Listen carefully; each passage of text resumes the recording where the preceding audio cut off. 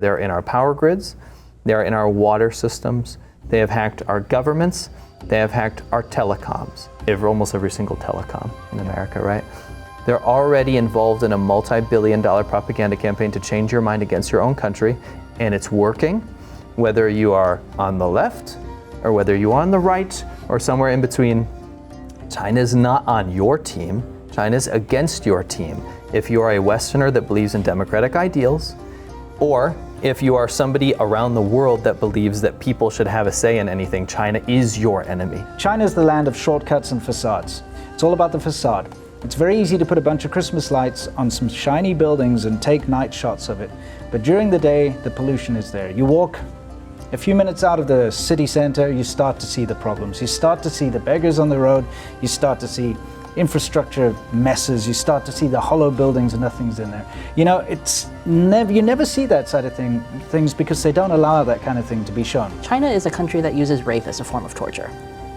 It's true. We have interviewed people who have been raped in prisons as a form of torture, like men being raped by their prison guards as a form of torture. Like straight up Nazi behavior. Yes. Yeah. For 20 years, like these Chinese think tanks would send scholars to exchange with American scholars. They didn't come here for knowledge. They came to understand how we can exploit your system better. The fact that we see how they can go from tanks rolling down Tiananmen in 1989 to every other political movement to now still having people shell for them, it's precisely the fact that we don't understand them enough. They understand us, and they can cover everything, but we can't cover anything. Winston Sturzill and Matthew Tai. I wish she wouldn't say that slur. I know. Better known as Serpent ZA and LaoY86 are the original China YouTubers. The pair each spent 10 plus years in China, documenting their experiences and pulling back the veil on a China that had rarely been seen by the outside world. All before being forced to flee after their content became what the Chinese Communist Party saw as, let's just say, unflattering. David Jung. I've got some very explosive details from some of the rumors that came out this weekend. Host of China Insider. Grew up in Zibo, China in Shandong province before immigrating to the West at the age of 11.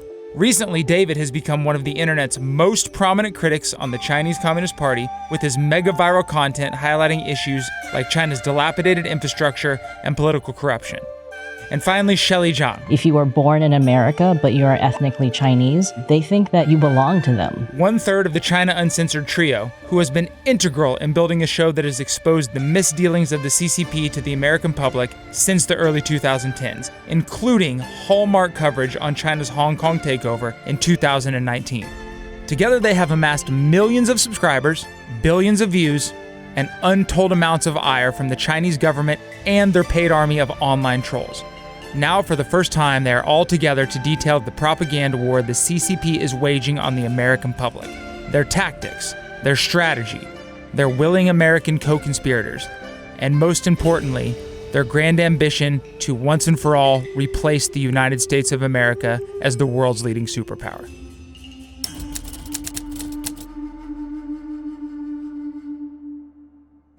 I know that we were talking about this a little bit before, especially with David, because he's kind of the expert on this, but what got me so interested in putting together this panel or roundtable was the iShowSpeed fiasco when he went to China a month or two ago. Mm-hmm. And before it was I saw obscure people spreading Chinese propaganda, and I was like, okay, whatever, you can get over it. And then all of a sudden, America's most popular streamer is in China, essentially parroting Chinese talking points. So it's like, okay, we have to get together the people that know what's going on here so they can disabuse the narratives that we're seeing a little better than I can, because you're the experts, and I'm here to learn a little bit for sure, and hopefully our audience will too. Before we get into that though, I want people to know kind of why who you are. You all spent time in China or have traveled there, lived there extensively. So just give me a little bit about like your background, what took you to China, and what you were doing there. Okay, I suppose I'll start, since I'm the first person to ever make YouTube videos out of mainland China. First YouTube vlogger, I suppose you could say. And I went on a business trip in 2006, loved the place so much. I flew back home, sold everything I had, my furniture, my cars, and I went back because I saw an incredible, vibrant place just bustling. There was so much going on. And compared to what I was used to back home, I thought, this is where I want to be. This is what I want to see. So I went there and had an adventure, ended up homeless for a couple of days, figuring things out, ran out of money, got a job teaching English at a kindergarten, built myself up eventually to what I am today. Awesome. Yeah. I don't know if I was the second YouTuber in China, but I was definitely close. Close, yeah. I used to make YouTube videos in China just to show family and friends back home that I was alive. They thought I was insane that I moved there. I just want to be like, it's not that bad. And it really wasn't. I lived in China, and we both did in China during the golden period, as we call it. Yeah. When it was kind of up and coming, it was kind of facing the world. It was like, we're going to open up. We want to interface with, America and Canada and Europe, yeah. And we watched the country turn into really what it has always been on paper, an authoritarian dictatorship. But we became the victims of that. So in our process of making videos, we started a motorcycle shop. We built custom bikes, rode around the country, did 2 television documentaries. That's right. In that process, our hotel was busted in by the SWAT team. And we realized the writing was on the wall and it was time to go. We're basically chased out. It's fun. Sounds exciting. It's a good story if we got yeah. into it, yeah. I had the reverse of these two guys. I was born in China. I left when I was 11, during a time when the outside thought China was growing and rising. The general feeling in the very lower middle class citizens there was that you had no future. So I was struggling. My parents were dealing with things like, where would I go to middle school? Where would I go to high school? Can I get into a university? So we had the opportunity to immigrate to the West, and that's where it's short, but it's a good representation, I think, of what the general population in China really feels like. And Chinese people, unfortunately, I think over the years, that feeling hasn't changed. And so that's where I am, yeah. So I was born in China and left China when I was 4. My parents were some of the first grad students to come to America to study back in the 80s. And then they were supposed to go back to China. My dad had a scholarship from the Chinese government to get his PhD in physics, and then it was the Cold War, right? So he was supposed to go back, and then the Tiananmen Square massacre happened. And one morning I walked... Supposedly happened. Well, one morning... Are we there? Well, my uncle was actually there. He was a art student in Beijing at the time. I have some photos that he took at Tiananmen Square, not during the night of June 3rd and 4th, but otherwise. And it looked like, a period of great hope for people. Like, people were bringing their kids down to the square to see the goddess of democracy and all this stuff, and it was amazing. But when the crackdown started, like, my dad took me on a march. Like, all the Chinese students in the university were marching around campus protesting.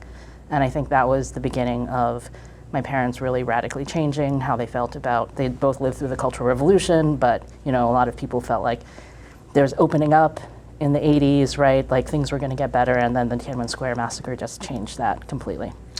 Yeah, well, I'm glad you said that, because it kind of brings you into the next, phase in the life of China, after Tiananmen Square. And kind of against all odds, they managed to reform their global kind of, how do you want to put it? What's the word I'm looking for? Image, yeah, reputation, right? Yeah. Reframe their reputation against all odds. And then by the mid-2000s, around the time of the Olympics, it's, okay, China is inevitably going to replace the United States. It's a great place to be. Go see it for yourself. You could travel there.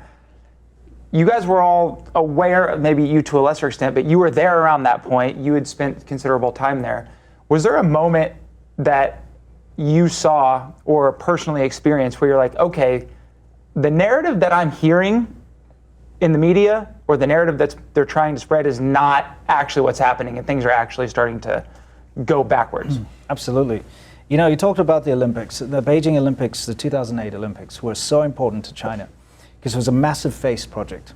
This is the first time that they're really going on the international stage. So they really pulled out all the stops to make sure that it was an incredible performance. But as somebody who was living in China, it was the opposite. First of all foreigners that were in China at the time, when they renewed their visas, previously you could go to a neighboring country. You could actually go into places like Hong Kong to renew, but they stopped that. You had to fly back to your country. The visa restrictions got a lot harsher. Things got pretty hectic when there were a bunch of Free Tibet activists tried to douse the torch, I think in France. They came with fire extinguishers, tried to, the Olympic torch. Overnight, the attitude towards foreigners changed. And I woke up and I went downstairs, and the people that were usually friendly and smiling, like the person I knew very well, the Laoban at the shop where I used to buy stuff in the morning, scowled at me, didn't want to talk to me. Walking down the road, people were looking at me with daggers. This happened overnight, and this was due to the fact that now foreigners were their enemy because they were trying to, besmirch China, trying to put out the torch. I was studying at the time at Shinjang University. I was studying English. And the university locked all the foreigners inside and didn't let us go out when the Olympic torch was being run through the city. So we got a heads up because I was very good friends with one of the teachers, and he said, listen, if you want to get out of here, you got to leave here now, because in about half an hour or so, they're closing the gates and no foreigners will be allowed out. Because they were worried about us foreigners causing trouble with the torch run, because it's all about, image and all about face. So, that was the first taste that I saw, where they were more interested in an international image than the quality of life for the people actually living in China. The first time I saw that. But of course, things got very bad near the end when we had to leave, and that's quite a big story. I don't know if we have time for those. Sure. Yeah, for me it was over time. But it was specifically when I learned Chinese. All of a sudden, when you can understand the language, everything that you're hearing around you is not some mystical dragon, like, China's some country that nobody understands, or that ancient culture. 5,000 years. 5,000 years of history. All of a sudden now you start understanding that people's standard of life isn't like what we're seeing on news, the inevitable rise of China, the Olympic, procession or whatever. First moment I noticed that was when I bought a motorcycle, bought a $200 motorcycle. You could buy a $200 new motorcycle in China. Mm-hmm. It's worth $200. It was. I'm not even joking. Yeah. It was a copy of a Chinese copy motorcycle. Yes. Anyway, I got on that bike and I left the city center for the first time. And I saw... And how long have you been in China before? A few months. Just a few months. Okay. Just a few months. And it didn't make me dislike China, but it opened my eyes, because what I saw within 10, 15 minutes of getting outside the city center was kids warming themselves over burn barrels, houses without any sort of glass in the windows, stray dogs digging through piles of dead animals and carcasses and stuff, right? It was abject poverty versus what looked like middle class downtown. So I was like, that kind of woke me up. I was like, this is not the place that I am seeing on the news, that's for sure. But it made me want to understand China more. So I'd go out and see different things. But it was my interactions with the Chinese government that really opened my eyes to the kind of evils of the situation.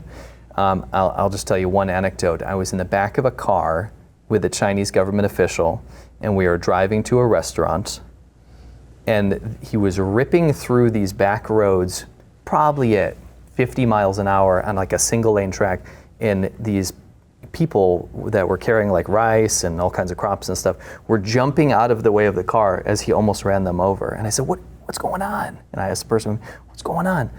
They asked the driver, he said, it's actually not a concern if I run these people over, because they can't do anything about it. Their lives are meaningless and worthless, so don't worry about that.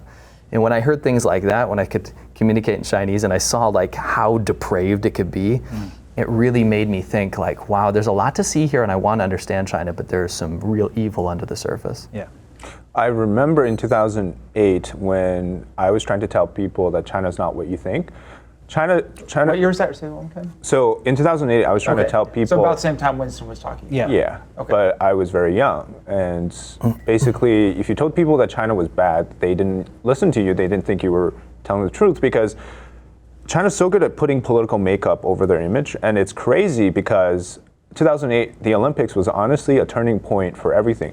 The reports on organ harvesting before 2008, after 2008, the rise of Xi Jinping, because he was the one who really was putting up the Olympics, right? So everything for 2008 for me, I felt like was really at the height of domination of Chinese power. It obviously went downhill from there, but I feel like for me, that was when the world was so in love, so attracted, so romantically obsessed with China, that I think, I don't know if you guys had experience telling people that, but during that time, I felt the most darkness in terms of what I was telling people and what they were seeing on TV. It wasn't adding up.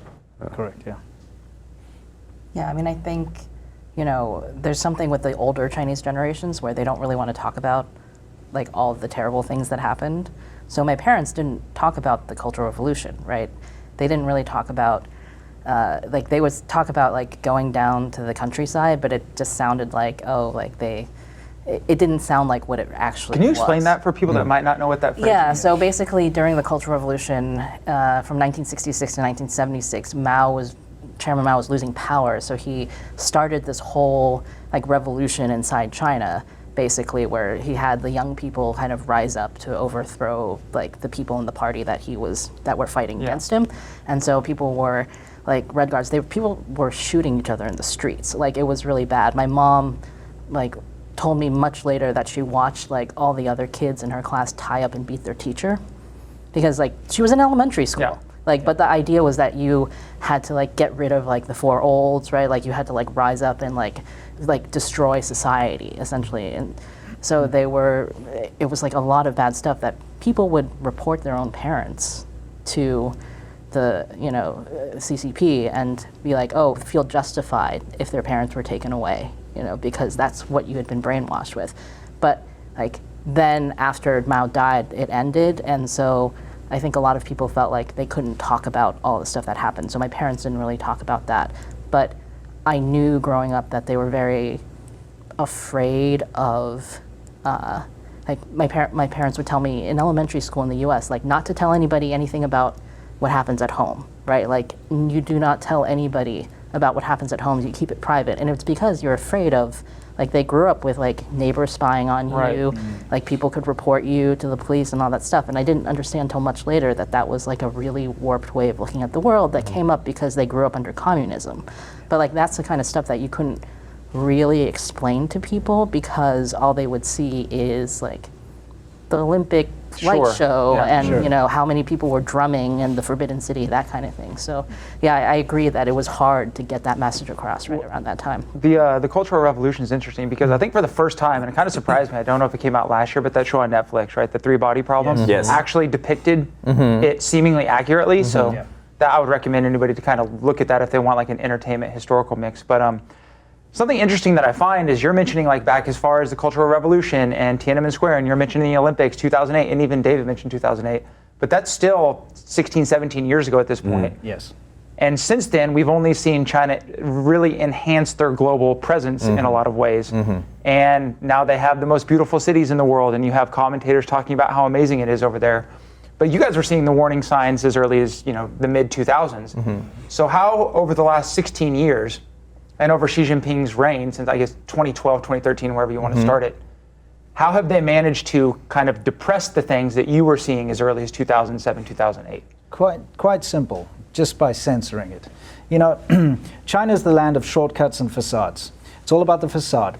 It's very easy to put a bunch of Christmas lights on some shiny buildings and take night shots of it. But during the day, the pollution is there. You walk a few minutes out of the city center, you start to see the problems. You start to see the beggars on the road. You start to see infrastructure messes. You start to see the hollow buildings and nothing's in there. You never see that side of things because they don't allow that kind of thing to be shown. If you are living in China and you're making videos on social media, first of all, it's very risky to do that. I'm the first person to do it on YouTube. I took a huge risk when I did that because you technically need a journalist visa, a journalist license to film and make documentaries or anything within inside of China. And it needs to be approved every step of the way. But if you're on social media, you can get away with it as long as you're being positive about China. As soon as you start to show things negative about China, you start to show the cracks behind the scenes, they will come down on you. And we know people who have actually been deported for making videos where they just were being very factual about like what it's like in China, but because it wasn't positive, they got deported. And that's the reason why you only see positive stuff come up. Because if you try to put something negative out, they will come and talk to you, they will deal with you. I think we were relatively untouched from 2008 to like 2015. And I think we did notice a huge change when Xi Jinping took over, but it really cracked down around 2015, 16, 17. Yeah. And what I think people don't understand is that China is the same as North Korea. I think they like to think it's some open version of North Korea. Like, yeah, it's authoritarian, but everyone can do whatever they want.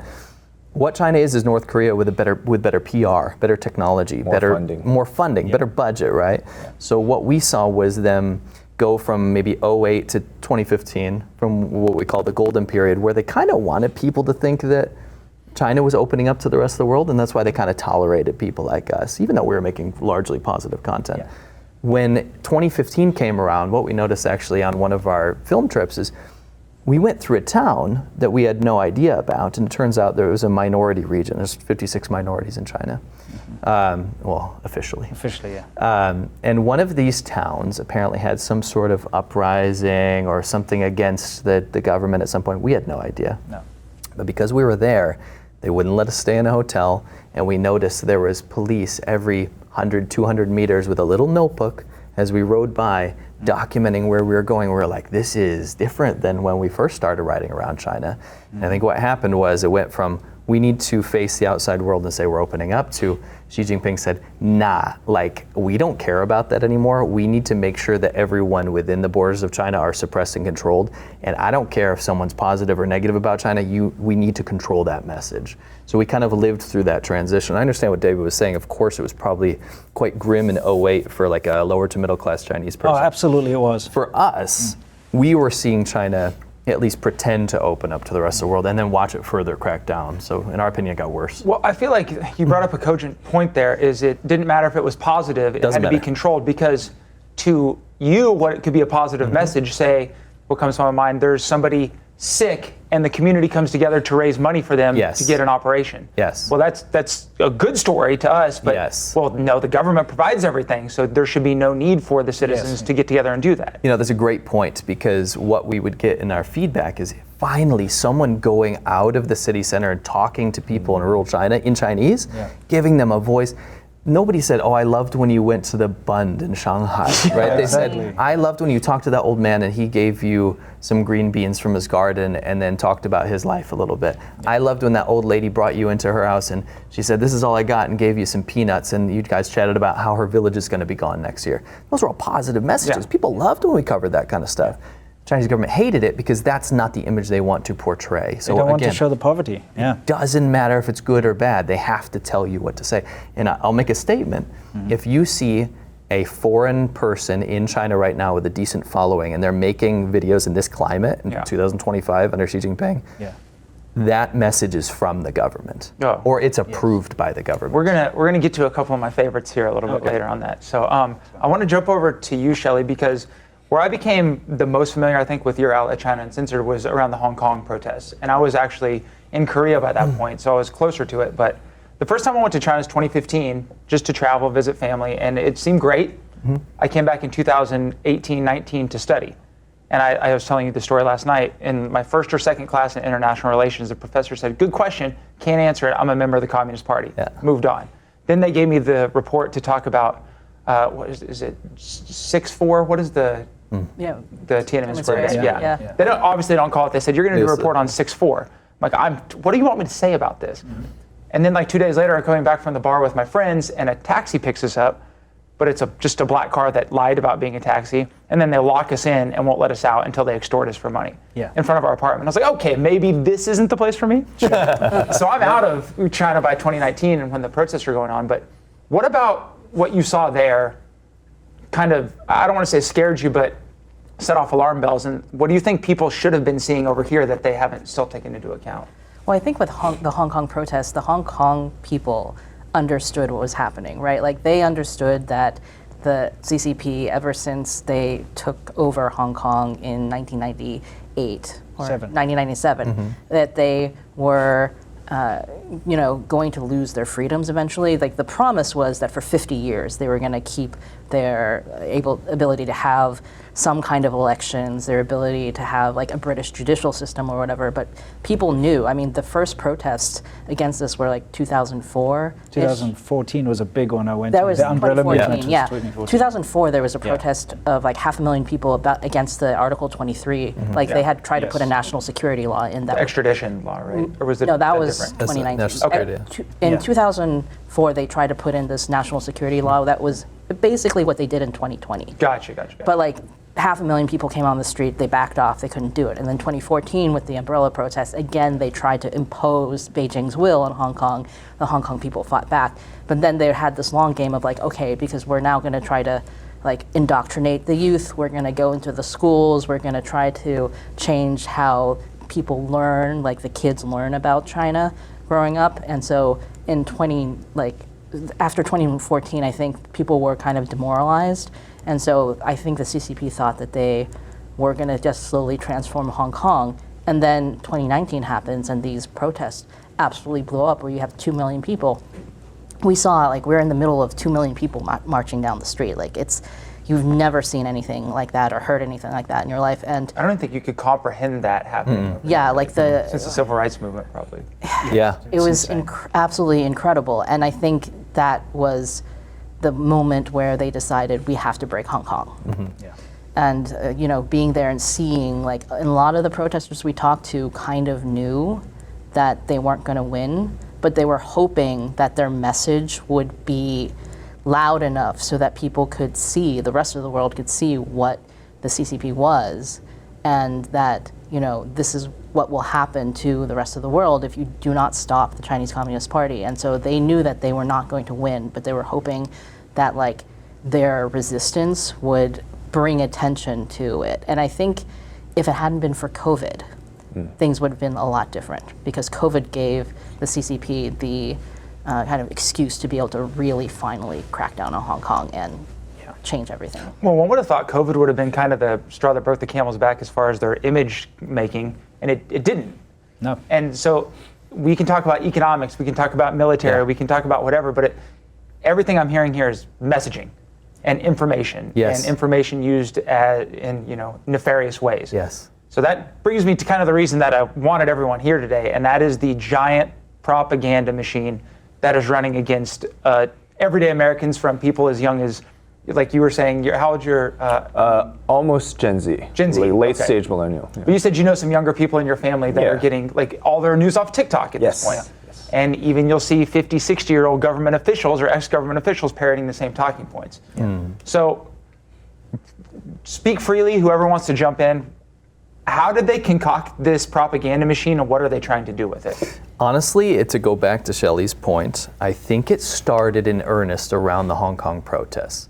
And I think if anyone's in foreign policy or whatever, you need to study what happened in Hong Kong in 2019, 2020. From the CCP's perspective, it was a successful takeover. I mean, Hong Kong is just mainland China now from a national security perspective. Yeah. What they did there to suppress voices abroad during those protests, the people they employed, the tactics they used was surgical, and it was crazy. The amount of time, money, and effort, and the amount of people we saw converted from travel vloggers and now pro-CCP shills happened at that time. So it was kind of their time to really employ all of these things they had probably planned ahead of time. And then when COVID hit, they just doubled down, right? So COVID happened, and they went from, it happened in Wuhan, demonize Wuhan, then, no, wait a minute, let's actually blame it on other countries. No, let's test this out. How can we control global opinion around this thing that clearly we did, right? It's clearly our fault, the CCP. How can we manipulate public opinion around the world? And they got so much training ground and so much practice during this time to actually see if people would sway or bend their opinion. And I think they started to see some real success. But really, when it came down to it, I saw them go from really sloppy propaganda to very, very successful propaganda around the same time that they decided they were going to be friends with Russia. And I think either they learned something from Russia, or they, had some sort of dialogue. No one knows what happened behind closed doors.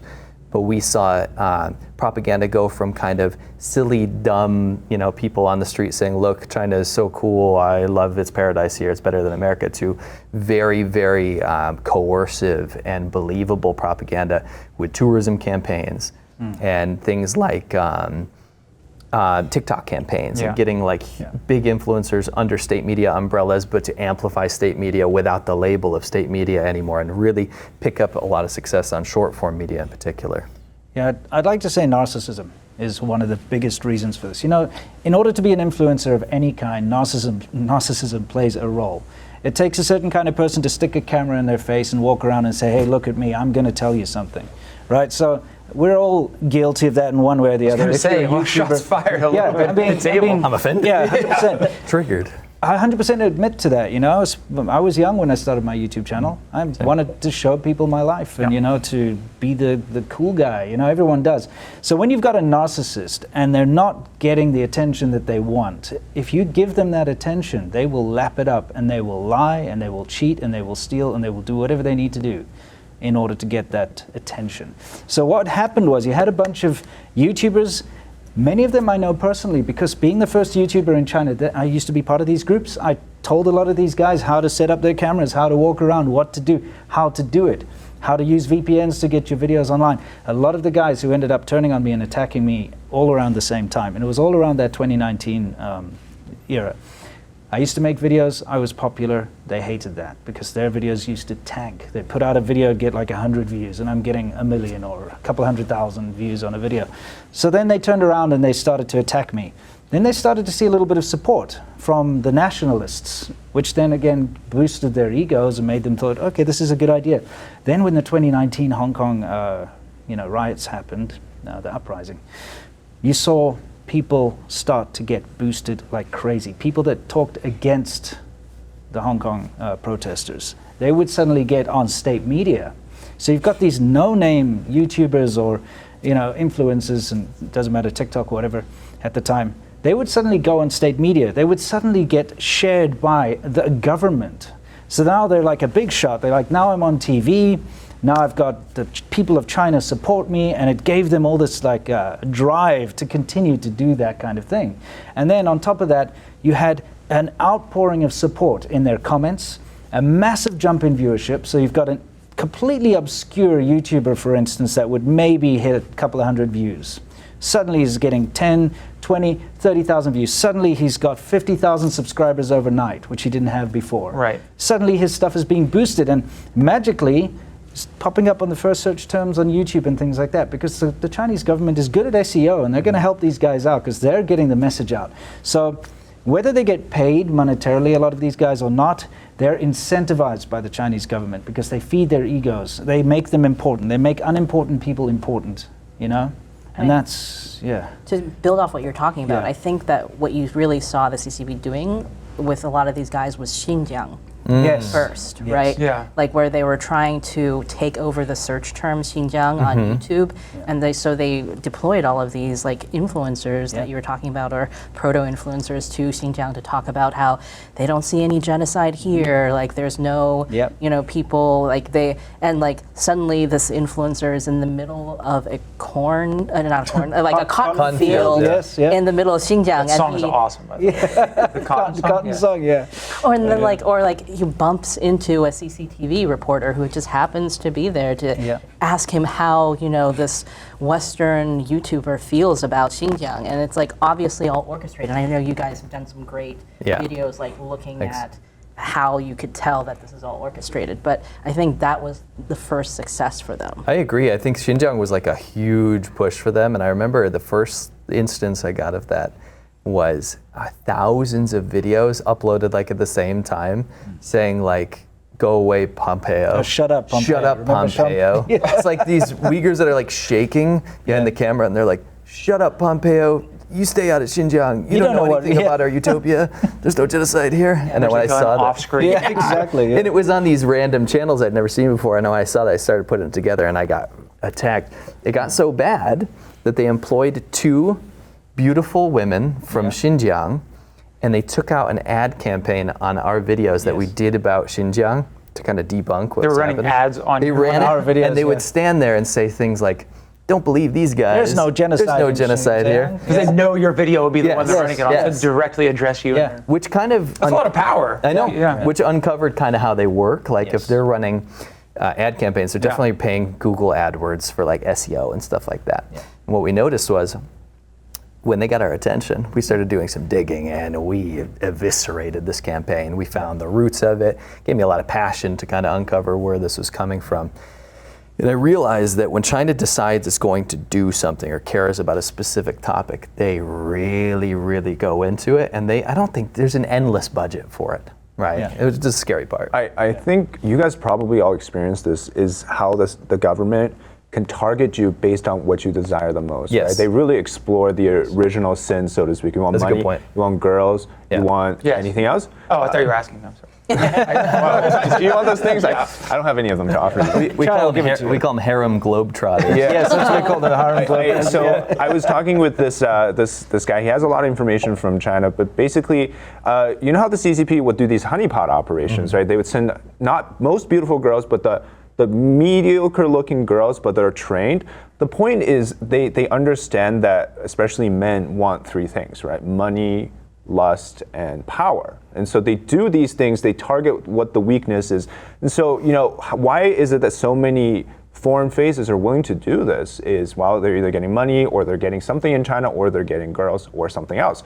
And so I've realized that talking to even the Chinese dissidents now, many of them have turned because of these three things, or one of the three things that they lack, right? If you're a poor democracy activist, you come live in America, maybe you no longer have money, like what do? They offer you the money and you can tell them certain things about your group. And so this, I think, really happened somewhere after Xi took power, because they systematically changed the way that the spy apparatus works now in China. So they have the Ministry of State Security overseeing all the other intelligence, which targets, the propaganda side and those things. It lines up further now after COVID, which I personally believe did suffer some reputational damage, but they did repair it, which is the scary thing. And I think that's amazing, what we're most afraid of going forward in the future, is we're a few people, less than a dozen, up against an entire machine.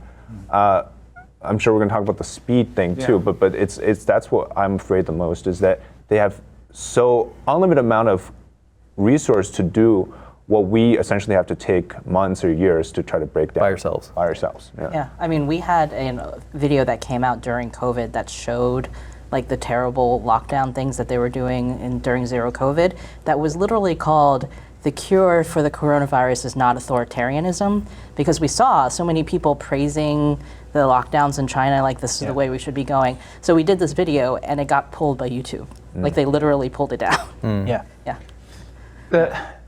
I don't want it to sound like I'm praising the Chinese propaganda machine, but in a way I am, because it's so effective. Yes. So I'm recognizing the effectiveness of it when I say this, but I think we should. what they've been able to do is not target just kind of one sect of the American public, but as much as it makes sense where they would probably be able to target the left wing, because the communism, they kind of tilt that way anyway, towards the left wing. People on the right wing, I've noticed, have been captured by this phenomenon as well. And that, coming obviously from a very conservative show, we are very critical of the CCP to the point where we've been kicked off TikTok. And you can find a million videos of us exposing, Chinese lies in this, similar ways that you have. But when I'm on X for work, or I'm reading things or watching YouTube or whatever, I notice China-based, right? That's what I keep hearing. China's based. They don't like LGBT. They have traditional family values. You and I know all of that is just insane, but how do they target, and specifically because for this audience, people on the right wing? Like, how are they so effective at doing so? The America Bad Party, like we like to call it. They have no allegiance. The CCP has no allegiance to the left or the right. They find out what's bothering either side, and they go in and they tickle it, and then they jostle it about it, and then they really create a big storm.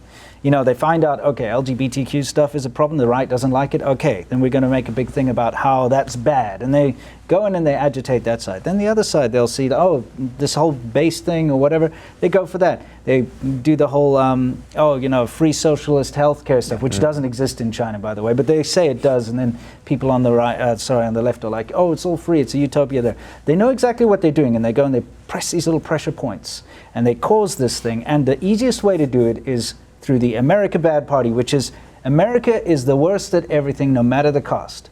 And I see this, it's an American phenomenon. It's something that Americans all have built into them, and that is to think that America is always the best at being the worst. Okay? So for instance, I made a video about South Africa, where I'm from, about like the crime rate, there's like 76 murders a day or whatever. I make a video. Someone in the comments are like, oh, you think that's bad? What about downtown Chicago? That type of thing. Yeah. There's always somebody who has to, you talk about the domestic violence issue in China. Like which a lot of whataboutism. Yeah. Domestic abuse in China is just off the rails. It's awful. The police don't get involved. It's always seen as a domestic thing.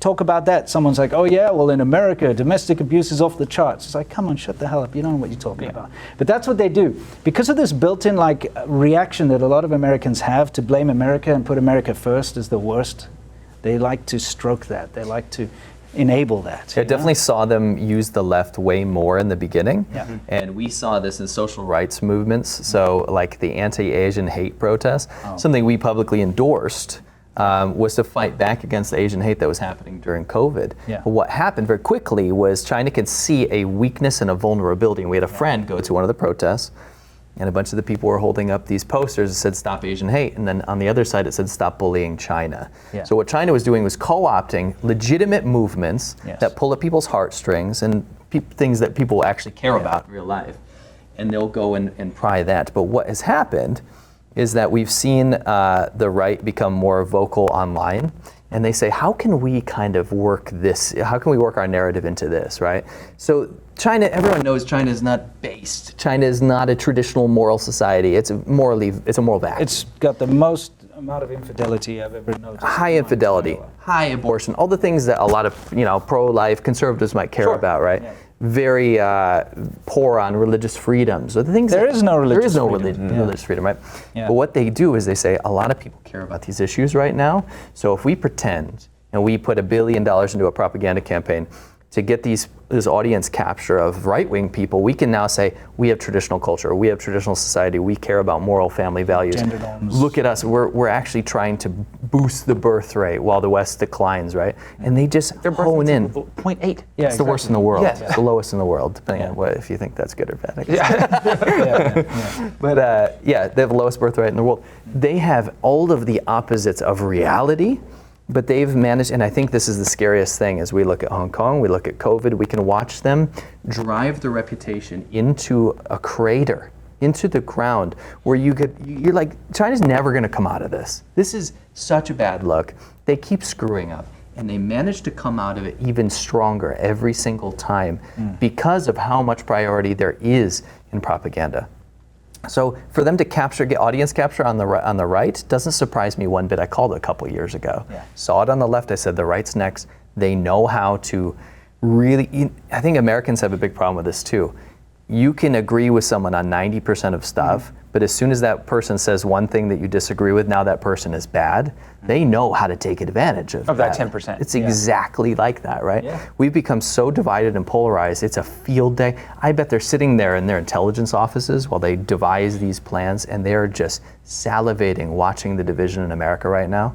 Something that we have fought against tooth and nail. Yeah. We have stayed apolitical in domestic politics on our show for a very good reason. Yeah. The more division there is in America, the more open farmland there is, no pun intended, for China to take advantage of. Well, right? they can't buy that in Texas anymore. So Nice, congratulations. Yeah, well done. Anyway, But you know what it is fundamentally it's a lack of understanding of what communism really is.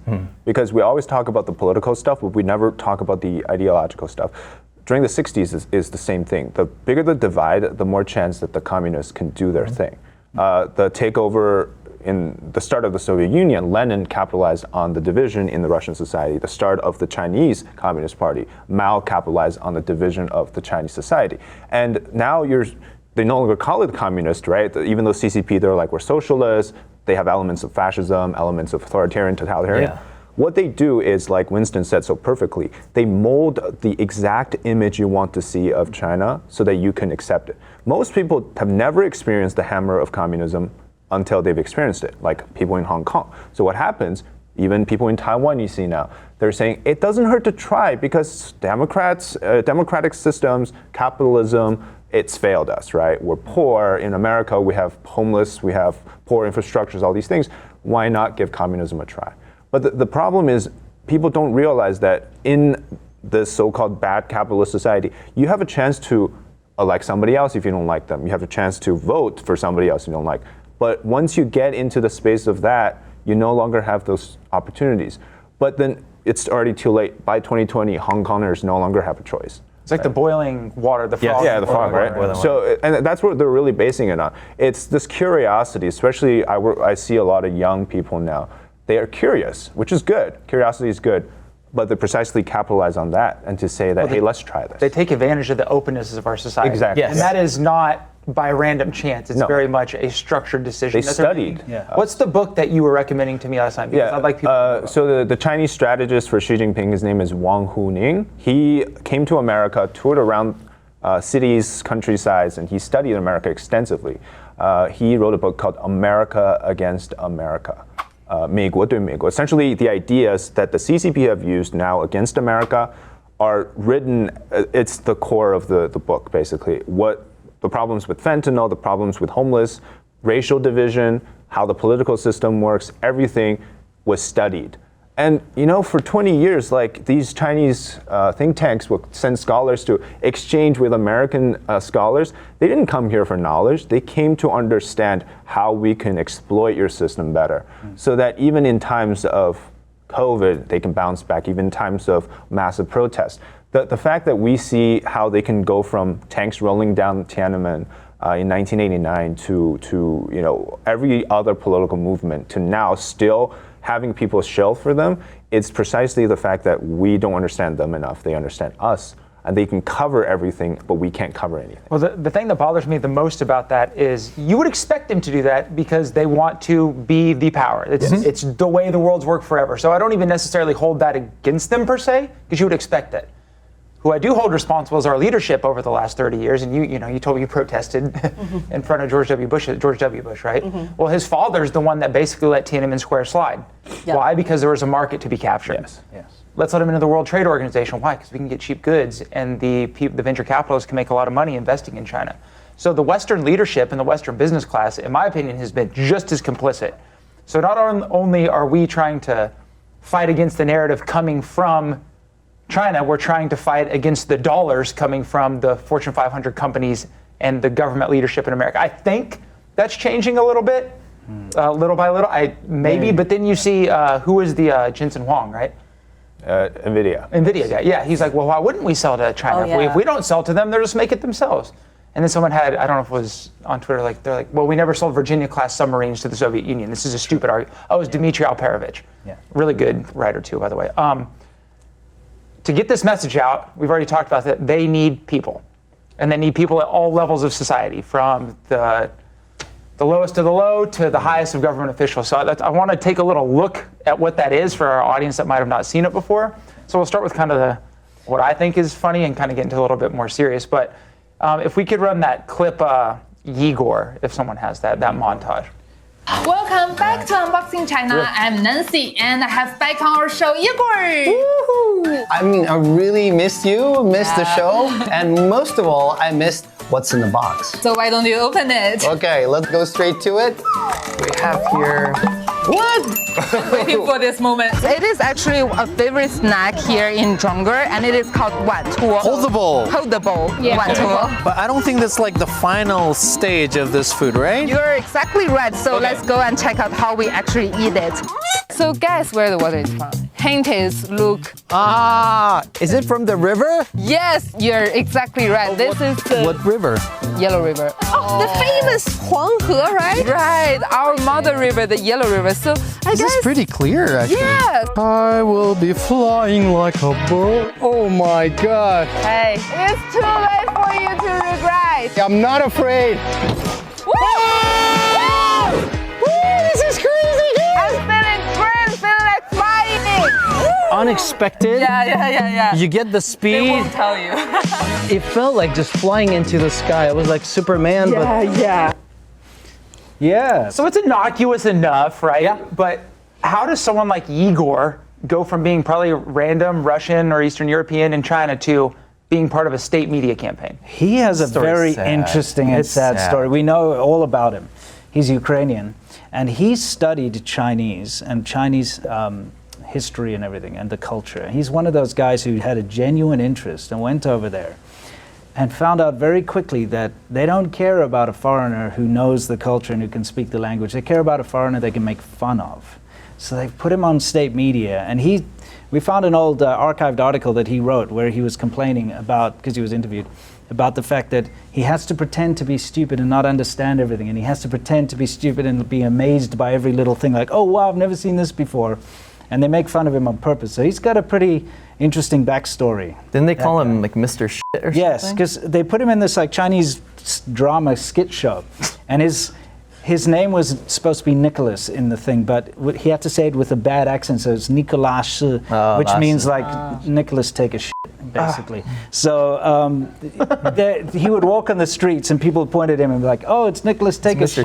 It's Mr. Shit. And this guy is like one of the guys who genuinely was interested. So he had a dream of being a proper journalist. Yeah. And then, Yeah, so these kind of guys, they don't, I mean, to his credit, he has not done Xinjiang genocide denial. no, like I said, it's innocuous. It's innocuous, just but entertaining. It's sad because he devoted his life to the point where when he speaks Chinese, no one would know he's white. No one would know. Yeah, but he has to pretend that he doesn't speak it. He's one of the less immoral shills, you know, and he's just what we term a white monkey. It's somebody who they put up there, he's a foreigner.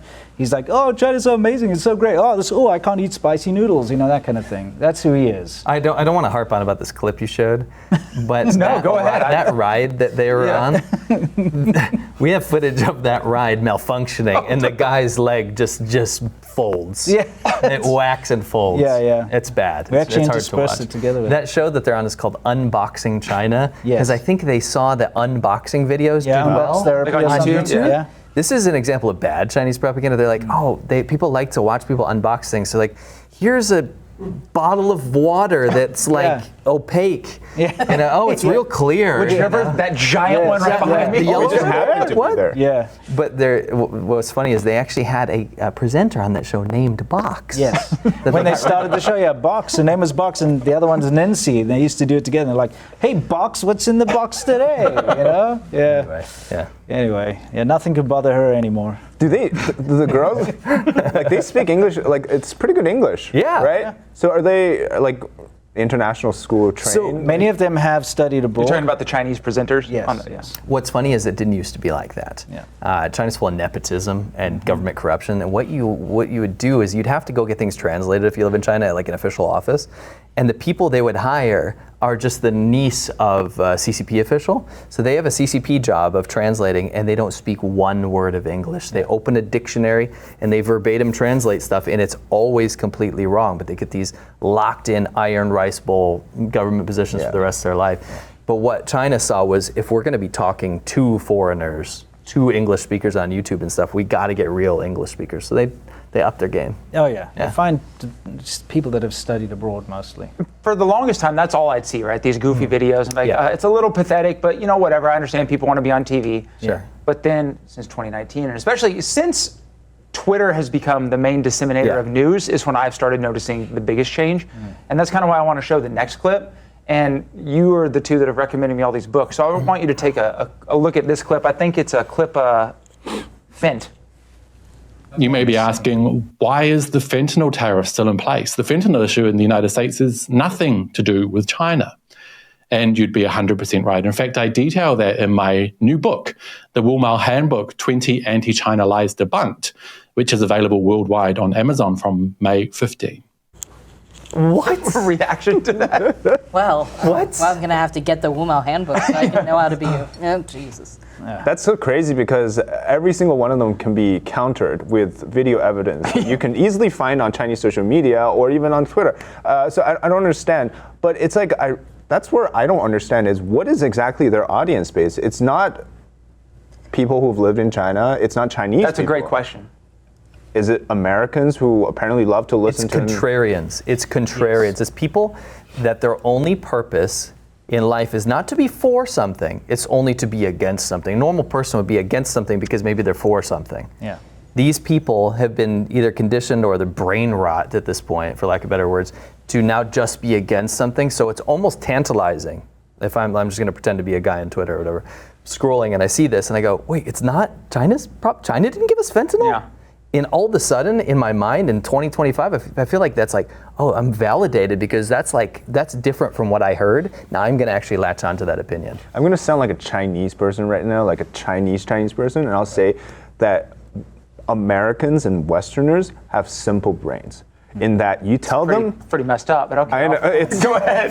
Feel free to be offended, but it's true because like what you tell them, because we live in such a credit-based society, right? Credibility is such a big thing here that you tell somebody something, someone's going to believe you most of the time. High trust, yeah. High trust. Yeah. They don't think that you're lying to them, right? If I tell you my neighbor has a cat, you believe that I have a cat. You don't think I have a dog.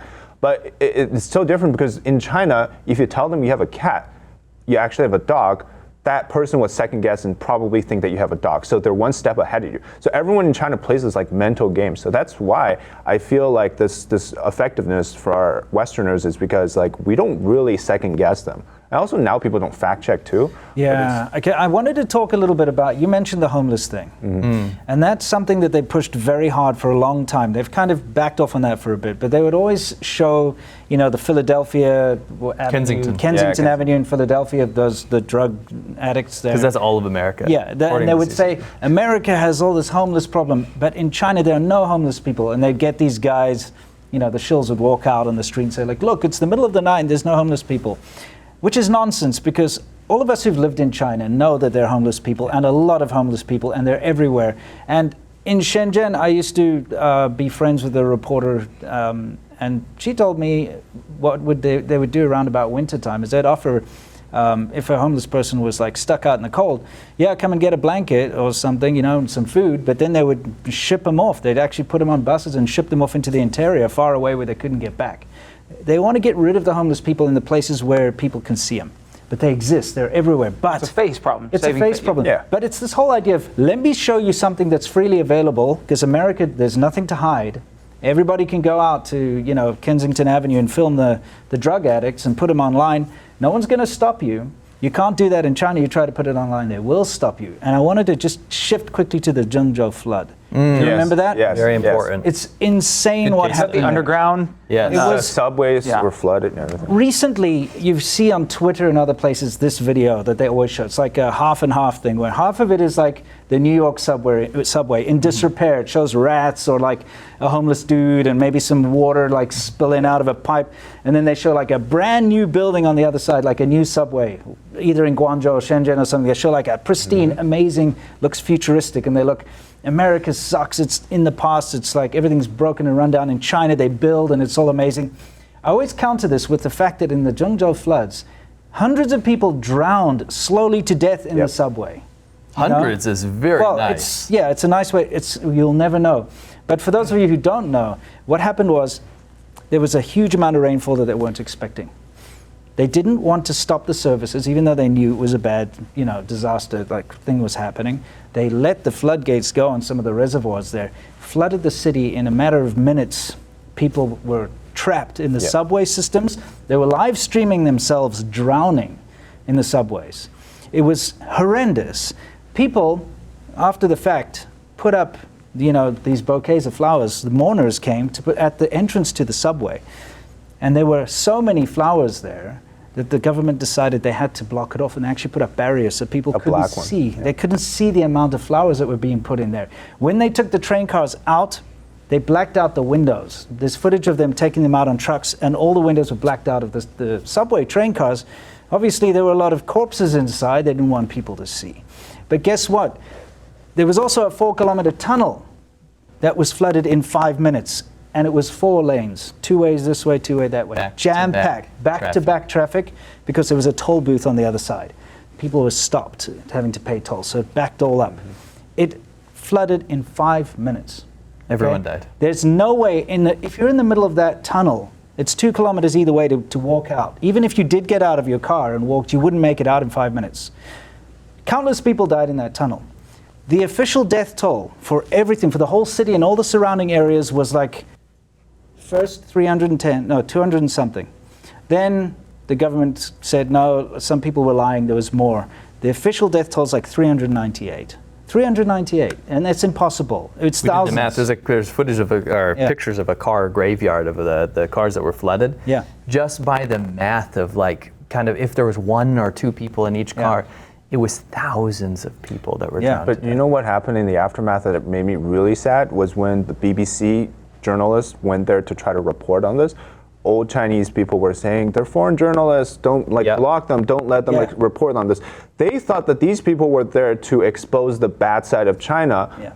And that's how things have turned. In 1989, they were thanking the BBC journalists for getting the news out of Tiananmen. And now you see that the population has been brainwashed so much that they think that they're here for disaster celebration. And then that's where I think a big portion of this is the domestic change as well, what they've done. Yeah, I think the biggest problem I have morally, if we can get into morals. I have a couple. Okay, good. Is the fact that Chinese people consume state media and they have no choice. So they'll see that official figure and maybe the local people will be like, oh my goodness, there's no way it was that. But the rest of the country is going to believe it, and I don't blame them at all, right? That's all they have.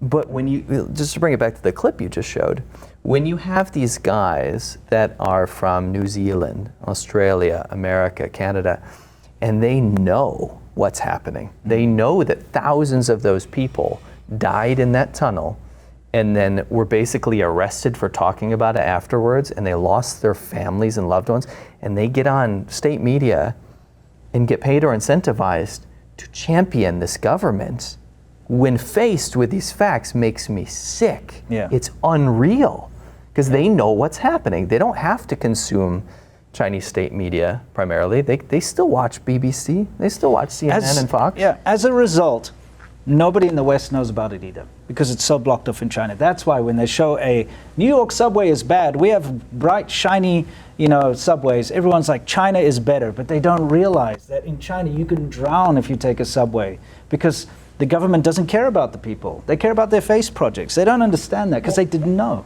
So they could just turn it around on us and do the whataboutism. Oh, America's bad. Why are you saying what about China? Look at China. Fine, I think we'd all agree with the fact that we're Americans, or we live in America or in Western countries where you're, for the most part, able to criticize your government, and we would encourage that because we want improvements.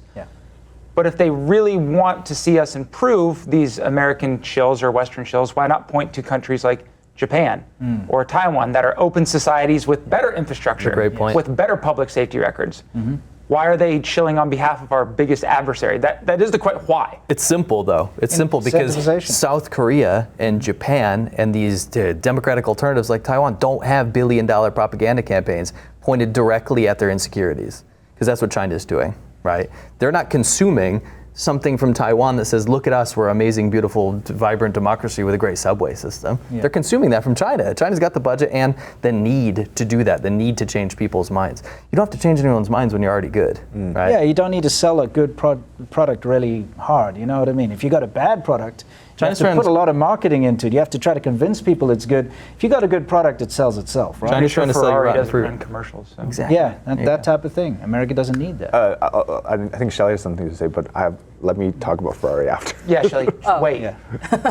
Okay, go ahead with Ferrari. No, I was just going to say, like, the whole thing with Xiaomi, the new EV or the BYDs and stuff, it's like, the people that can buy the Ferraris, like, it's like if you want to buy an iPhone, you would never buy a Huawei, right? The people that buy Ferraris, like, don't buy BYDs, but the way that they're making these cars out to be, it's like they're going to replace the Lamborghinis and the Ferraris. And I think that's where, like, another point, which is, like, they're trying to sell China as something that's so much better, but it's not. But it's working with a lot of these younger generation of people, and I think that I really don't have an answer for that. But I think at the end of the day, I think it's these people don't have experience, and we need more education on them on that. But that's something that we have no resources on, and China has a lot. Yeah. Did you want to throw something on that? I was going to say $8 billion was their propaganda budget, their outward-facing propaganda budget in 2013. So we don't have like numbers for what they are now. I was going to say outward-facing is the key word. Yeah, this is outward-facing propaganda just for the state-run media. So if you imagine what it is now, because that was just 12 years ago. That was during a relatively friendly point in relations between the two countries. This is coming from a country that has an 8 out of 100 on the Freedom House Index, right? 8 out of 100, and we are seeing the most media from this country, right? That restricts all media and only has state media. Everything you see coming out of China is illegitimate if it's run through the state. Yeah. One thing that Chris likes to say all the time is like, China, on our show, China Uncensored, he just says, China is a country that uses rape as a form of torture.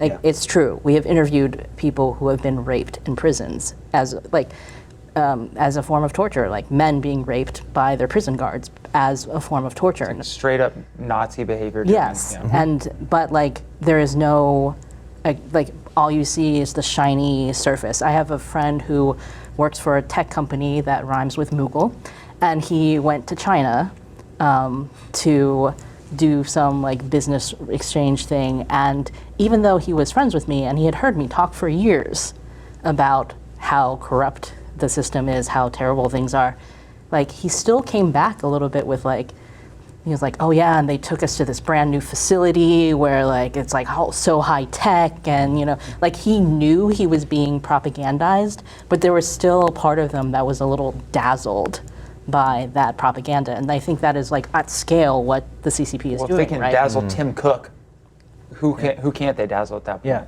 Oh, there's a new book out now called Apple in China. That is about how Apple essentially went into China and built China's entire high-tech They built the manufacturing. road, they built the infrastructure Yes, to and ship things in China. And the interesting thing is in the introduction, they talk about how, the author talks about how people in America think that Apple went to China and exploited Chinese workers. He's like, the truth is that Beijing let Apple into China to exploit Chinese workers so that Beijing could exploit Apple. Sure. Yeah. And you can replace that with any like major multinational company name, right? This is what they do.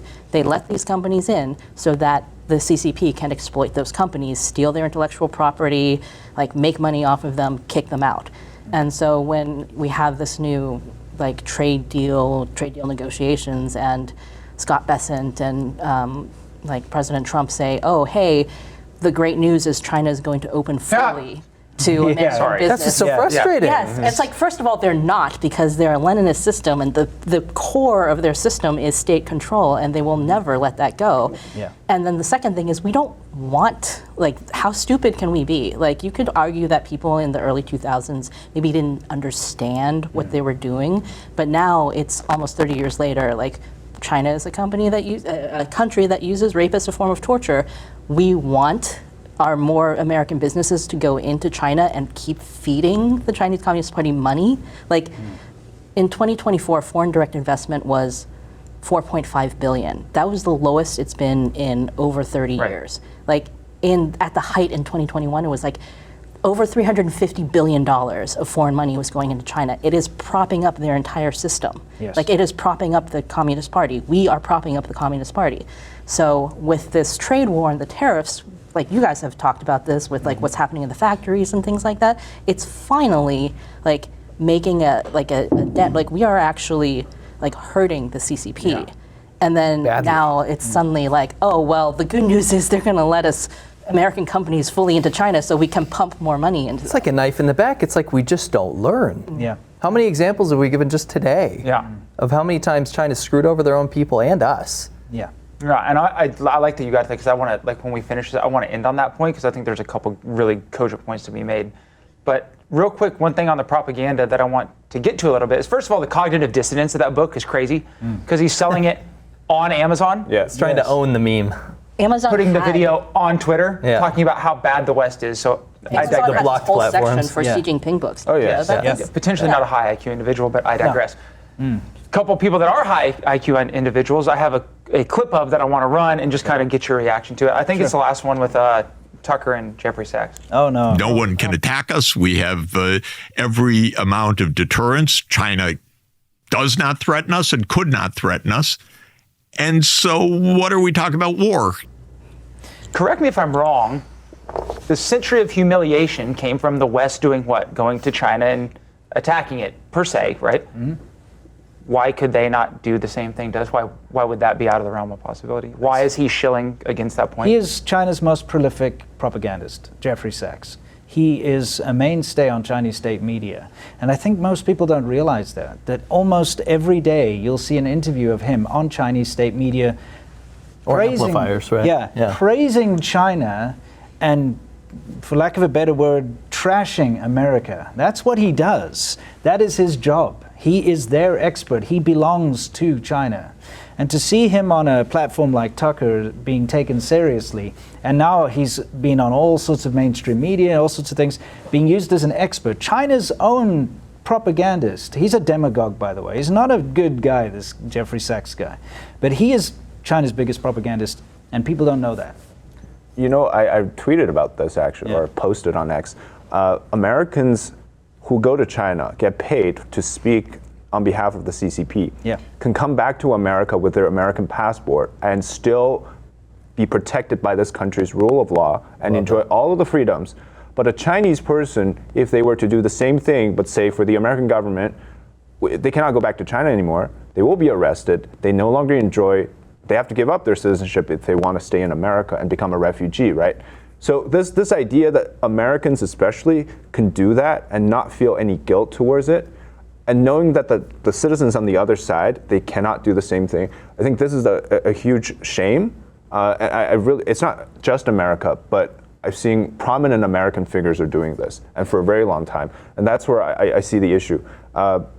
When you don't want to understand that the other side is harming you, and then you're employing these figures from your own country to talk about those things, saying that they won't harm you, when in fact they're preparing for a very big, very imminent threat in terms of, I think, scale we've never seen if the US and China were to go to war. But then, you know, giving you this numbing drug that your own people are speaking from their own mouth, it's something that I think only the CCP, maybe Russia can do, but the CCP is really good at doing. And that's where I think we have less authority to counter. Maybe you guys can, but because we're not Americans, right? Even the Chinese immigrants who understand this threat very well, they're not, you know, born Americans who started out in this land. They come here, and then so it feels like their words don't matter as much. And I think that's a lot of struggle. Is this? I know there's a lot of Chinese Americans out there who say, I know the Chinese Communist Party well, but their words aren't being heard because, well, they're not Americans, to be exact, in that they're immigrants. And that's I find a part where I think we need to improve on, getting to connect with those Chinese Americans or people like you guys who come from China, but it's not there yet. And I really don't think in any near future that the American government will take that seriously, because, you know, to be frank, I think the State Department could really use some help or resource for us to do this. You're not getting paid by the CIA already? USAID? No. CCP always says we are. I won't make you comment on. Yeah, sorry. It's not like we'll cut this out. Yeah. But you know what I'm saying, right? It's like if we're given more resources or we're paid more attention to, I think that would have been a great way to send the message out. But instead, we have clips like that where you have Americans who are shelling for prominent Americans, intelligent Americans that know what they're doing. I can forgive a shill because it's a little bit of money. These people know exactly what they're doing. What Winston was saying is that if you go in China daily and you see someone like Jeffrey Sachs doing an interview, you go, that's just, you know, a guy being a villain, basically, right? Shitting on America, praising the Chinese government, that's just what he does. But when you see him get platformed by basically the biggest platform in America to legitimize and galvanize his message, which is China will win, America is bad, I personally think that's borderline traitorous. Which is less like, I don't know, right around the same time he had him on, he's had Elbridge Colby on multiple times. Most brilliant person at the State Department, in my opinion, has said over and over and over just what the Chinese Communist Party said, that a Chinese control of Asia is an existential threat to the United States, and we absolutely need to shift resources to prepare for that. Agreed. So what happened to the guy that would platform that and be like, wow, that is a great point, Elbridge, to Jeffrey Sachs, yeah, you're right, America's kind of dog shit and Russia has cool grocery cards. And China is harmless. That was that clip. Yeah, it was harmless. China's harmless. They're not going to go to war with us. They wrote the book on unrestricted warfare. Like they are at war with us. They are at war. They really are. And this brings me to a really important point that I wanted to get to is they're already in the information war. Pretty soon it could be a hot war. TikTok. They haven't banned it. Well, they have banned it, but we're, you know, shitting around with that a little bit. I'd like to see us get off the pot right now. 2 questions. Why do you think TikTok is still available in the United States? And what is the potential harm of TikTok moving forward? TikTok, if it continues to exist. TikTok is and was an instrument of war. That's not sensationalist. We saw what happened when the CCP managed to utilize TikTok to get people to call their own Congress people in America. Was it a button that actually it was a pop-up, and before you could use TikTok, it had a button to push to call. And the reason you would call... you want to do your brain rot stuff, you first have to call your congressman and complain about this bill. Because this bill was threatening to ban TikTok, right? To me, that was the first instance where you go, this is being utilized to directly contact Americans and have political influence. That's already an instrument of war to me, right? But now you have, with surmounting evidence, that the CCP is in control at least of a part of TikTok, and at any time, any moment, can use it for whatever it deems legal. Push right? whatever narratives they want to push. In 2017, for example, the CCP made a law that said any Chinese citizen that they asked to gather intelligence in America or wherever they are, they're legally liable to get intelligence for them, right?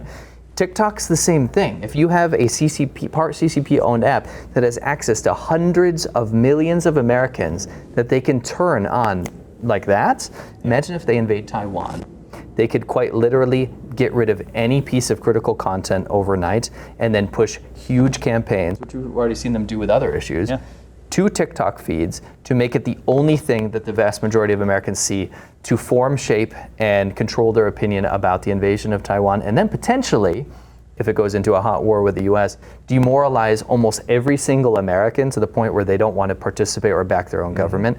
And I think, to go back to the clip you just showed, is quite literally inklings of that already, right? Coming through and seeping through other forms of media that we're already seeing, right? China's doing it now, and they could do it so much worse if we don't get rid of TikTok. What worried me the most is not even necessarily that we wouldn't support the United States, but when you saw things like Little Red Book, right, Xiaohongshu, yes. It wasn't just, oh, maybe China's not that bad. It was, China's awesome. So not only will you be going against your government, I can see a case where there's active support amongst younger generations for the Chinese cause. Yes. To which the most brilliant people in our State Department are saying that could be an existential threat to the long-term prosperity of America. Yes. And the best soldiers the Chinese Communist Party will have will be Gen Z Americans. Yeah. There was some woman I followed on Instagram because she raised backyard chickens, and she got radicalized by Xiaohongshu. Really? Like, she started getting Chinese followers because she was on TikTok, and then she they told people to go on Xiaohongshu, right? And so then she started making videos where she was talking in Chinese, and because she was having Chinese followers and all this stuff. And then I was like, this has suddenly become, this backyard chicken farmer has turned into a propaganda vehicle for the CCP.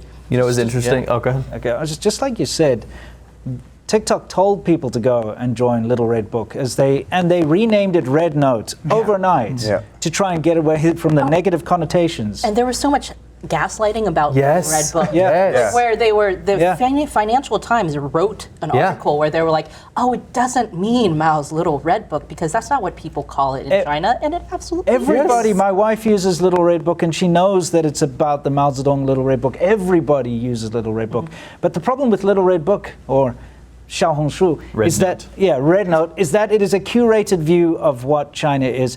Only if you are sophisticated, upper middle class, usually a sophisticated woman wearing makeup and is rich, is driving a Maserati or whatever, you're fine on there, okay? You cannot show homeless people on Xiaohongshu. You cannot show any kind of negative thing when it comes to the economy. You can't show the filth, the dirt, the drug problems, anything that's wrong with China. You cannot show it, so you can only see idealistic lifestyles. It's kind of like when you go through Instagram, you usually have a pretty girl in a bikini at the beach and someone with a fancy car or something. That's Instagram. You don't expect to see negative stuff on Instagram. So when people go on Xiaohongshu, it's not a realistic picture of China, but they're being fed this rubbish and they think it's real. In fact, they actually deleted content. If you were an American and you showed that you're wealthy, they were deleting that content. And if you were Chinese and you showed that you were below middle class or just not exorbitantly wealthy, they actually would delete your shadow ban your content as well. There was a lot of videos on how much money Chinese people, how much they had made, how their apartments were so affordable in cities like Shanghai. Well, everyone owns a house in China. Yeah, everybody is rich. And then how that you go to the grocery store with 100 yuan, which is $15 or so, that you can buy a grocery cart full of food and all the amazing products, right? But then in reality, you see actually how much you can buy with the Chinese yuan. Chinese purchasing power and what you can get is really not a lot. No. And there's more than one video showing it.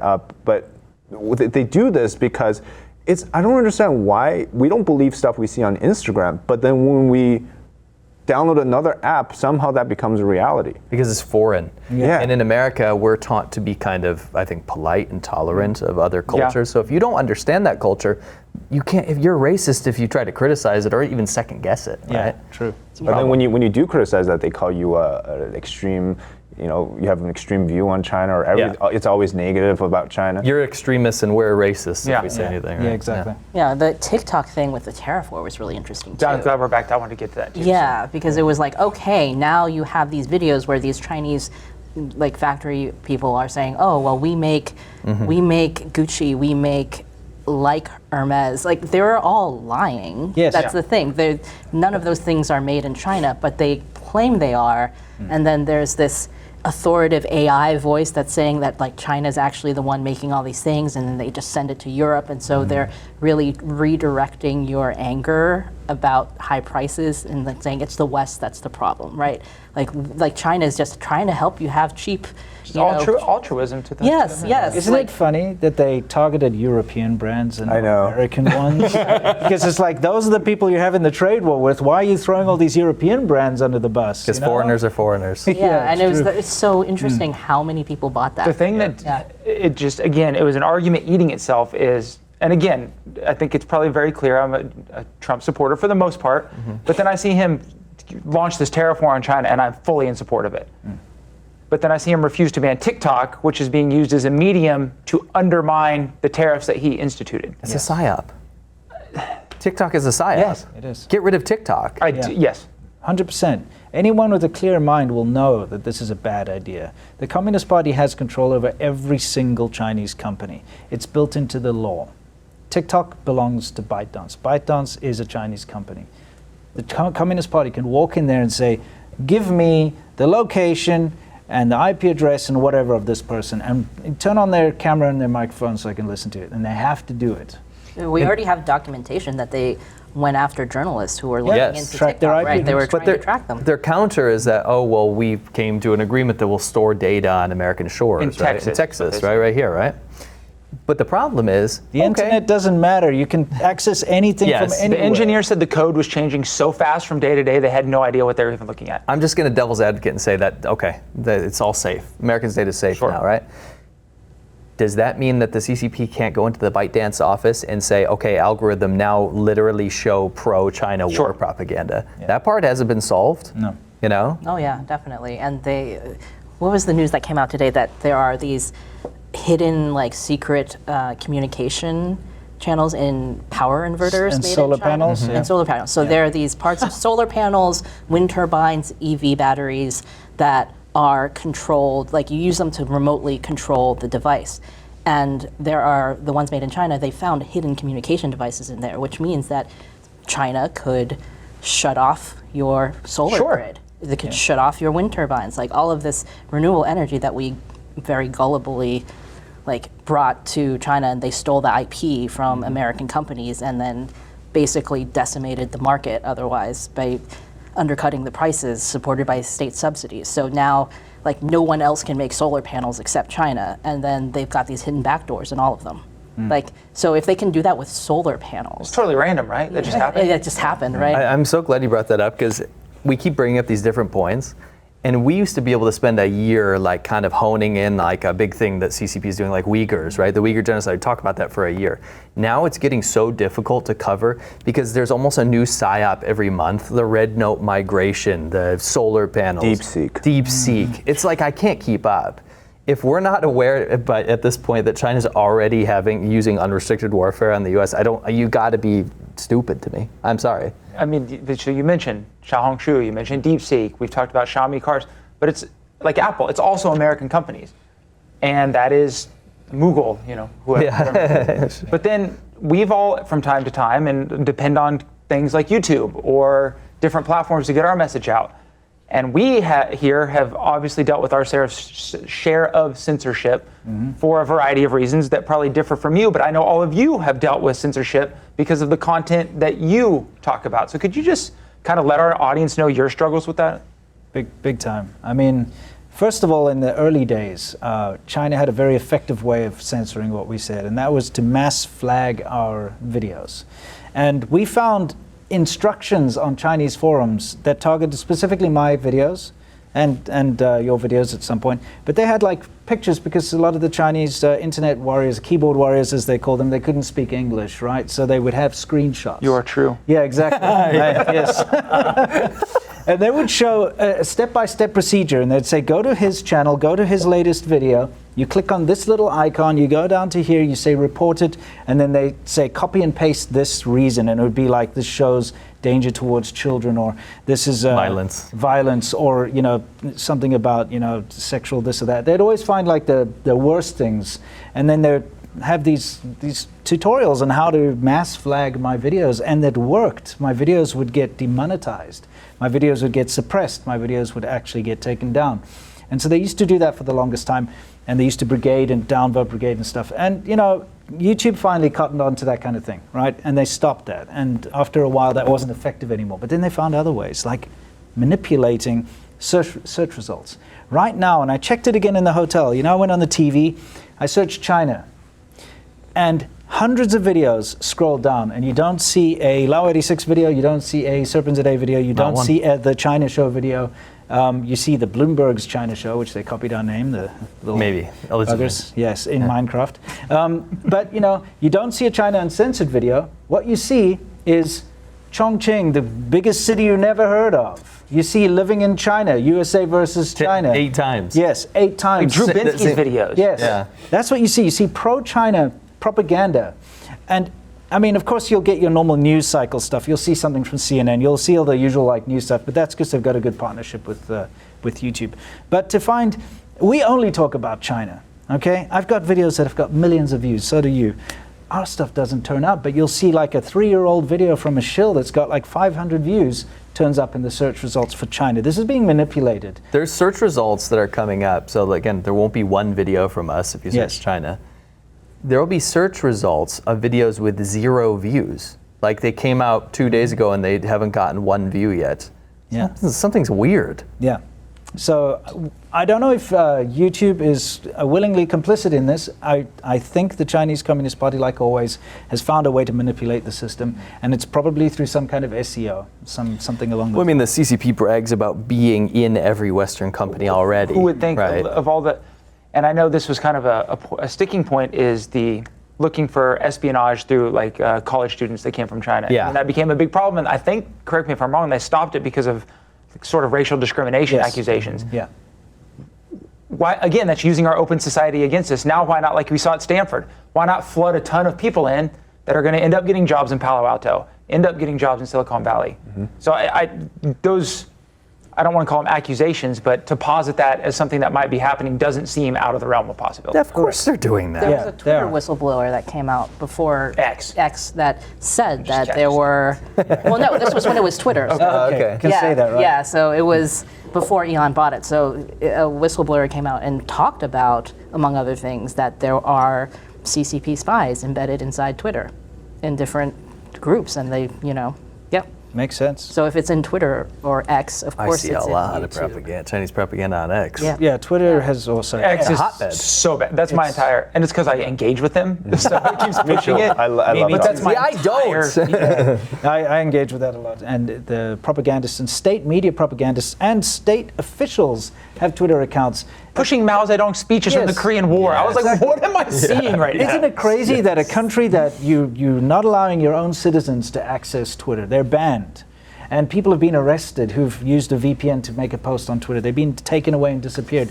But the officials are allowed to go on Twitter and, put stuff out there. And then you get the Wuma handbook. Yes, exactly. Yeah. I mean, I think we have faced a lot of the same things that you guys have. With us, it also started with demonetization, age restriction. A lot of our on-the-ground Hong Kong coverage in 2019 was just demonetized because, we were showing protests and things like that. And it took a journalist looking into it and calling YouTube before they magically undemonetized all of our videos. But it's been a constant struggle through COVID where they started pulling videos down and actively censoring. Same. And now I think we all experienced the same thing where suddenly, right around the November election last year, our views got cut in half. Yes, with overnight. Overnight with no rhyme or reason. All of us, right? All of us. And that's why I reached out to Chris. I sent him an email and I said, listen, because we look at what other channels are doing. We saw that your numbers were down too. And we were like, listen, this is really strange. All of a sudden, our views were cut in half. You know, did it happen to you? And it turned out it was at the same time. At the same time, and then we did a survey of our audience, and they were telling us things like, you know, a lot of them were, like a third of our audience said they'd been unsubscribed from our channel, like that YouTube had taken us off their feed without them wanting to. And then also that they were never recommended like anti-CCP content like you guys or David's videos. So what did you guys do about that? That was I was really impressed by that. So we launched a campaign called Operation Honeypot because what our YouTube rep told us was that, oh, you know, your videos just aren't getting enough engagement. Like maybe people aren't as interested. Overnight, all of a sudden, all of them.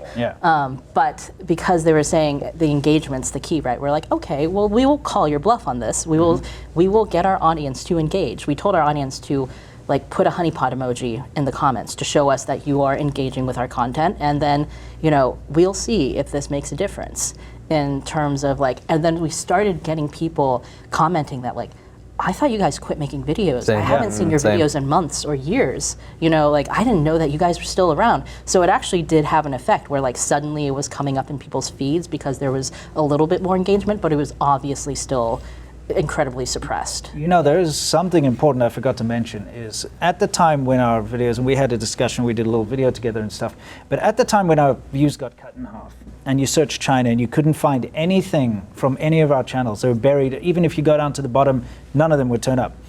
I did an experiment on my channel. I released 2 videos which were negative in the title about America. It was like, America is screwed, China beat us, you know, China won. I made that, and those came up in the results. And they went viral. Yeah, and those, like I made that one about Red Books just basically told the truth about China, America's lost. 600,000 views, something like that, almost immediately. None of my other content was turning up. Yeah. So there is something going on where only anti-American content. Anti-American, pro-China content is being boosted, and anything that's critical of the CCP or China is being shadow banned somehow. We asked our audience that too, and they said, like half of them said that they were being fed pro-CCP content that they didn't want, but they were constantly seeing that coming up in their feeds. My suspicion is the algorithm somehow favors less radical criticisms. Like you see how the way that the shells are making videos is, it's very, very tame. It's very good for the general viewing. But if we do something and we barely criticize that same thing, then the algorithm seems to rate it as we're too extreme on this particular topic. And so combined with that, because I don't know if you guys noticed this too, every video that I put out, the recommendation is the opposite side of us. Yes, that's a good point. Or that we get like an ad for Temu, or we get an ad for Red Note around that time that we're talking about that. So it almost seems like for every step we push, there's 6 steps around us that are being pushed in the opposite direction. And you know, I don't want to accuse YouTube of being paid by China for doing this, but it just seems like whatever it is being done on the other side, it is clearly flooding the recognition of China content on YouTube. And so far, I didn't get that same thing as you guys, but I did notice that Winston did the reverse clickbait. I did too. My videos got much better numbers. But I did notice that for me right now, the shorts algorithms and things like that have changed for the worse. So we'll see what happens. But in general, yeah, like them, my videos never showed up on when I type in China. And even I believe a China tech YouTuber named David Jung as well would show up on a higher search for David Jung than I do, even though I have more subscribers and more views. And you make China content. Yes, all of our shows have the word China in them. China Uncensored, you know, China Uncensored. The China show. But that doesn't turn up. But like random other ones. Small ones. Yeah.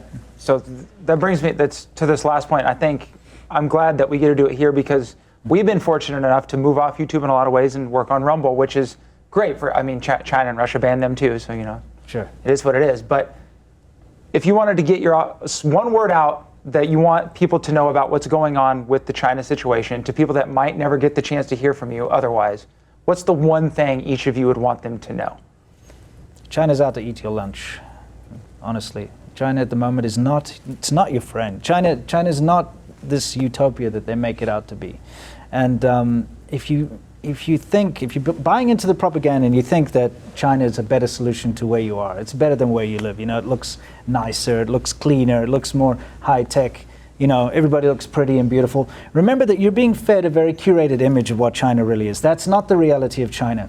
And just like Mike Tyson said, everybody's got a plan until they get punched in the face. And because I have a lot of subscribers, I have so many people who've reached out to me, who have apologized to me for talking bad about me because they were in China, they were living their life, they were living like a king, doing their stuff, and then they got hit. They either got caught in a drug bust, or something went wrong with their visa, or they made enemies with somebody, or they got involved in a legal dispute, and they were screwed, and they were detained, and they were taken away, and they were deported. And it's only when you actually hit up against the problem that you realize how bad the system is, and how rigged it is against the ordinary people, and how little freedom people really have in China.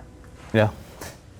I think people dance around this idea that we can't say China is our enemy. That is a loaded statement. It sounds vicious, right? In reality, the CCP, the Chinese government, is our enemy. There's no buts about it. The Chinese people are, by and large, the victims of this system, right? We need to be allied with the humanity, the people of China. At the same time, also remember that China in its schools right now is teaching its kids to be ready for armed conflict with America, and that America and Americans are the enemy, right? They are already doing that. They're having their cake and eating it too. They're showing you a curated image of them being peaceful. They're going to be the future of globalization and trade and freedom and everything, and America's going to isolate itself, and they are the enemy, right?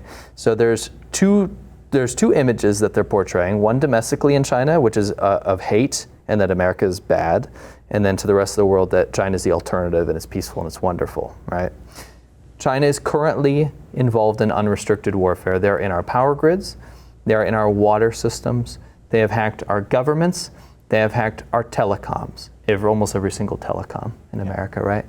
They're already involved in a multi-billion-dollar propaganda campaign to change your mind against your own country, and it's working, whether you are on the left or whether you are on the right or somewhere in between.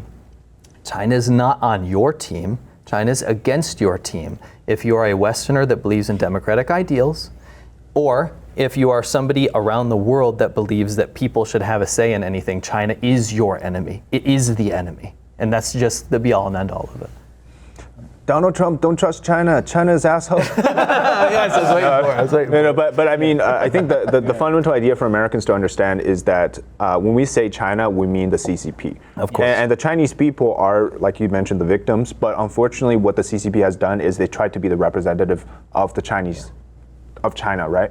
So when we are critical of China, we're really critical of the government, the Communist Party, and what it has done to harm everybody around the world. And this threat is comprehensive. We talked about many examples today, but it's not a single sort of lane type of situation. It's multiple fronts. And you know, they always say that you should prepare for the worst. And I think it's, don't let your guard down and really be prepared for the worst. That realize that what could possibly happen, you know, what did happen in World War II with the Nazi situation can happen and is happening in China for much worse for what they've done. So really, you can't trust them. And this comes from, you know, we have people that lived in China, we have people that were born in China, you have people that know China a lot. Just heed our words and really just pay, at least keep in the back of your mind that what we're saying is not that we're crazy, right? We're not being paid by the certain government bodies, but we are actually trying to tell you the truth. Yeah. I'd say that America is still the beacon of hope for the world. Like, where do rich Chinese people want to send their money? They want to send their money to America. Where do Chinese people want to go? They want to go to America. They want to settle America. Where did Chinese leader Xi Jinping send his daughter to go to university? To Harvard. Like, this is, like, what the CCP wants to portray is that America is a terrible land of chaos and violence, and China is so much better. To their own people and to, you know, Americans to demoralize us. But what you see is, like, what do Chinese people want? They want to get out of China and they want to go to America. And I think that speaks a lot too, that, you know, they know what their society is like. They know how repressive it is there and how terrible it is to live in a place where you're censored all the time. You have to self-censor. You are not like the government's enemy and you are living your life, and then suddenly you are, and you're in prison. It can happen like that. And it happens like that to about 10% of the Chinese population at any point in time, because they always have to repress part of their people. So, when they try to make Americans think that America is a terrible place, China's so much better, that is a lie. That's not what the Chinese people's money is saying. Right? The leadership doesn't believe it. Yeah, they don't believe it themselves. Well, guys, thank you so much. Before we get out of here, I want people to know where they can find you. What's the best place? And Shelley, I think you have something too, because I really want people to follow you guys moving forward. Thank you. Yeah, it's The China Show, at The China Show. It's a long-form podcast every Friday live. Join us, it's super fun. We talk about the propaganda, it's kind of humorous. We look at the nonsense China's putting out, the serious stuff too, and we just lift the veil off of China. They don't like us very much. No. It's fun. It's a fun show. I want to join your show one day. You're absolutely. Absolutely coming on our Thank show. you. My show's called China Insider. I do a lot of short form content, some long form analysis as well. And this August, I'm actually heading to Malaysia to investigate the ghost city there. So if you want to support, consider donating to us on our channel and checking us out. So my show is China Uncensored. My main host is Chris Chappell, and also first, thanks for Chris for helping us get all this together. Yeah, He didn't show up. Unfortunately, Chris couldn't make it. He's very sad about it, but maybe next time. Yeah. But so we've actually started a subscription website to try to help us fight the YouTube demonetization. So it's ChinaUncensored.tv, and if you put in Crowder, you can get your first month free. So cool. Come check us out. Yeah. Well, awesome. Thank you all so much. This was an absolute pleasure. Yeah. Thank you so much. Really is, a fan, if not anything else. So I appreciate all this. Thank you, guys. You're welcome. Absolute pleasure.